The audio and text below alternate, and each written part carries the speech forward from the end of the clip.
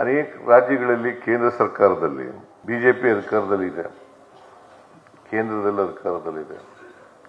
ನರೇಂದ್ರ ಮೋದಿ ಅವರು ಬಂದು 11.5 ವರ್ಷ ಆಗಿದೆ. ಅನೇಕ ರಾಜ್ಯಗಳು ಅಧಿಕಾರಕ್ಕೆ ಬಂದು ಬಿಜೆಪಿ ಅಧಿಕಾರಕ್ಕೆ ಬಂದಿದ್ದಾವೆ. ವಾಜಪೇಯಿ ಅವರು 6 ವರ್ಷ ಪ್ರಧಾನಮಂತ್ರಿಗಳಾಗಿದ್ದರು. ಯಾಕೆ ಅವರು SCP TSP ಅನ್ನ ಕಾನೂನು ಮೂಲಕ ಮಾಡಿ ಅದನ್ನ ಅವ್ರ ಜನಸಂಖ್ಯೆಗೆ ಅನುಗುಣವಾಗಿ ಖರ್ಚು ಮಾಡಬೇಕು ಅಂತ ಯೋಚನೆ ಮಾಡಲಿಲ್ಲ? ಇವತ್ತಿಗೂ ಕೂಡ ಕಾನೂನು ಮಾಡಿಲ್ಲ.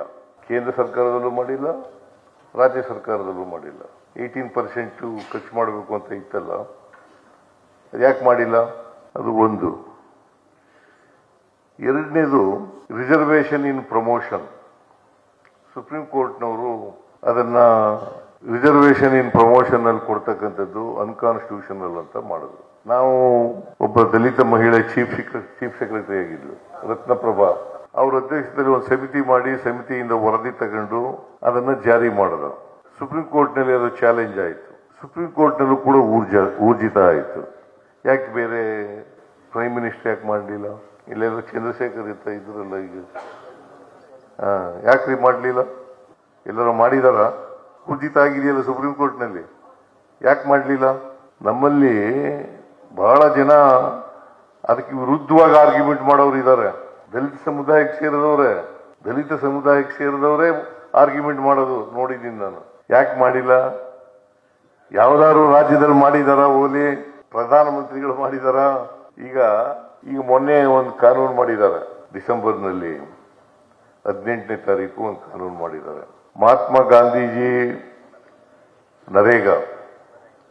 ಮನ್ರೇಗಾ ಅದು ಡೈರೆಕ್ಟಿವ್ ಪ್ರಿನ್ಸಿಪಲ್ಸ್ ನಲ್ಲಿ ಇತ್ತು. ಆಮೇಲೆ ರೈಟ್ ಟು ವರ್ಕ್ ಅನ್ನೋದನ್ನ ಮಾಡಿದ್ರು, ಫಂಡಮೆಂಟಲ್ ರೈಟ್ ಮಾಡಿದ್ರು. ಅದು ಮಾಡಿ ಈಗ ಮಹಾತ್ಮ ಗಾಂಧೀಜಿ ಹೆಸರನ್ನೇ ತೆಗೆದಾಕ್ಬಿಟ್ರು.